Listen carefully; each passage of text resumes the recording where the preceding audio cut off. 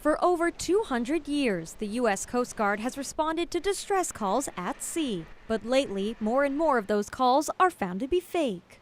If we can't determine it immediately to be a hoax, we treat it as if it's a real-world distress situation.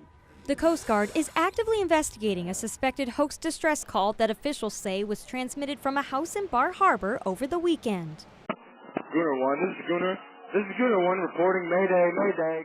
Commander Kalesa with Coast Guard Sector Northern New England says they see at least a few hoax calls each year. They're essentially putting our responders at risk. We need to go look for them. And they're tying up, search and rescue assets that could be used for mariners who may really be in distress. Knowingly making a false distress call is a federal crime and is punishable by up to 10 years in prison and up to $250,000 in fines. It's very serious. A false call for help can never be taken lightly and shouldn't be made lightly.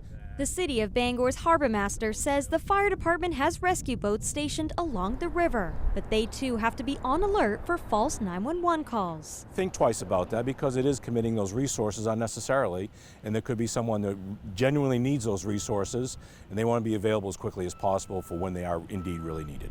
The Coast Guard says mariners should use Distress Channel 16, but only if they have found themselves in a truly life-threatening situation. We want to find out that you're okay, and that's not a problem if it was by accident.